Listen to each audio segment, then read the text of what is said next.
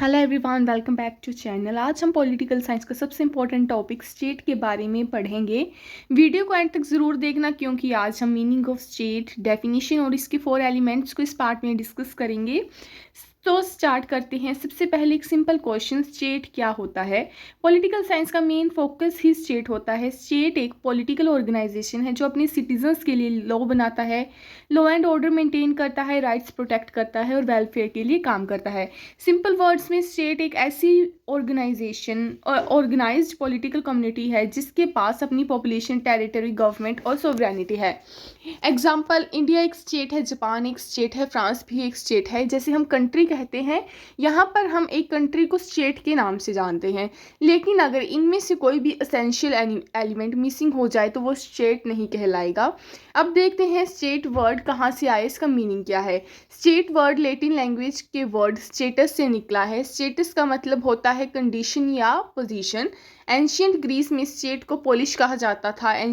आज के टाइम में स्टेट का मतलब है एक ऑर्गेनाइज्ड पॉलिटिकल कम्युनिटी जिसके पास पॉपुलेशन, टेरिटरी, गवर्नमेंट और सॉवरेनिटी ये चारों हों। इन्हें ही element, essential element of state कहते हैं। एग्जाम में ये बहुत इंपॉर्टेंट क्वेश्चन है। अब बात करते हैं डेफिनेशन ऑफ स्टेट। अब फेमस पॉलिटिकल थिंकर्स ने स्टेट को कैसे डिफाइन किया है देखते हैं।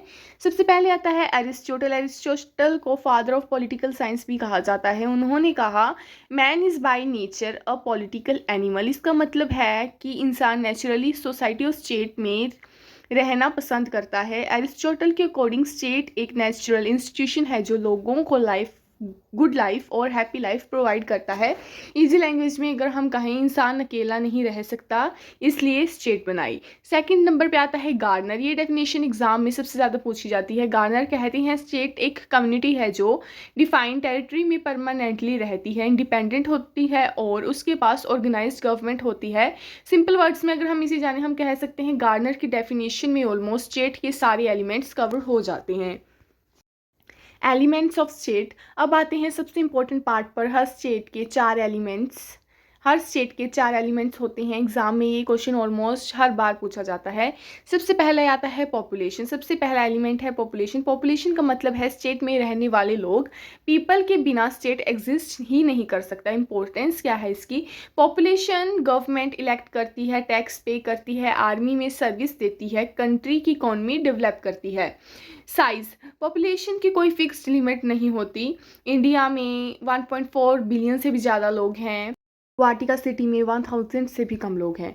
फिर भी दोनों स्टेट हैं, इसलिए पॉपुलेशन का साइज इंपॉर्टेंट नहीं, उसका एग्जिस्टेंस इंपॉर्टेंट है। सेकंड पॉइंट है हमारा टेरिटरी। टेरिटरी का मतलब स्टेट का जियोग्राफिकल एरिया। इसमें सिर्फ लैंड ही नहीं होता, इसमें इंक्लूड होते हैं land, mountain, forest, river, island, air space भी इंक्लूड हैं। टेरिटरी पॉलिटिकल बाउंड्रीज डिसाइड करती है, नेचुरल रिसोर्सेज प्रोवाइड करती है, सिक्योरिटी इंश्योर करती है, लॉज किस एरिया में अप्लाई होंगे ये भी टेरिटरी डिसाइड करती है। विदाउट टेरिटरी स्टेट इम्पॉसिबल है। थर्ड नंबर है हमारा government, most important topic. Government state की वर्किंग मशीनरी होती है। जैसे हमें पता है गवर्नमेंट ही स्टेट को चलाती है, ये लॉज बनाती है, पॉलिसीज इंप्लीमेंट करती है, सिटीजन्स की प्रोटेक्शन करती है। टाइप्स क्या है, डेमोक्रेसी है, monarchy, dictatorship, parliamentary government, presidential government.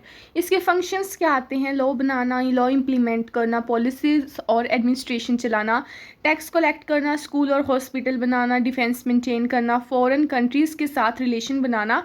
Simple language में अगर हम कहें, गवर्नमेंट स्टेट का इंजन है। फोर्थ पे आता है सोवरेनिटी। सबसे इंपॉर्टेंट एलिमेंट है सोवरेनिटी। सोवरेनिटी का मतलब है सुप्रीम पावर, यानी स्टेट के ऊपर कोई अथॉरिटी नहीं है। ये 2 टाइप्स की होती है, इंटरनल होती है, एक एक्सटर्नल होती है। इंटरनल सोवरेनिटी कंट्री के अंदर गवर्नमेंट की हाईएस्ट अथॉरिटी होती है। एग्जाम्पल है इंडिया गवर्नमेंट इंडिया के सिटीजन्स पर सुप्रीम अथॉरिटी रखती है। एक्सटर्नल सोवरेनिटी होती है कि कोई फॉरेन कंट्री इंडिया को कंट्रोल नहीं कर सकती, इंडिया अपने डिसीजन खुद लेता है, इंटरनल हो चाहे एक्सटर्नल हो। इसी वजह से इंडिया एक इंडिपेंडेंट सोवरेन स्टेट है। इंपॉर्टेंस क्या है इसकी? सोवरेनिटी से इंडिपेंडेंस मिलती है, इंटरनेशनल रिकॉग्नाइजेशन मिलती है, नेशनल सिक्योरिटी स्ट्रांग होती है और सभी कंट्रीज़ के बीच इक्वालिटी मेंटेन होती है। तो आज हमने पढ़ा स्टेट का मीनिंग, डिफरेंट डेफिनेशन और स्टेट के 4 एलिमेंट्स, पॉपुलेशन, टेरिटरी, गवर्नमेंट और सोवरेनिटी। बस एक लाइन याद रखना, no population, no territory, no government, no sovereignty means no state. ये लाइन एग्जाम के लिए बहुत इंपॉर्टेंट है। अगर वीडियो अच्छी लगी हो तो, हेल्पफुल लगी हो तो चैनल को शेयर करें, लाइक करें और मिलते हैं नेक्स्ट पॉलिटिकल साइंस के लेक्चर के साथ। Thank you for watching my video.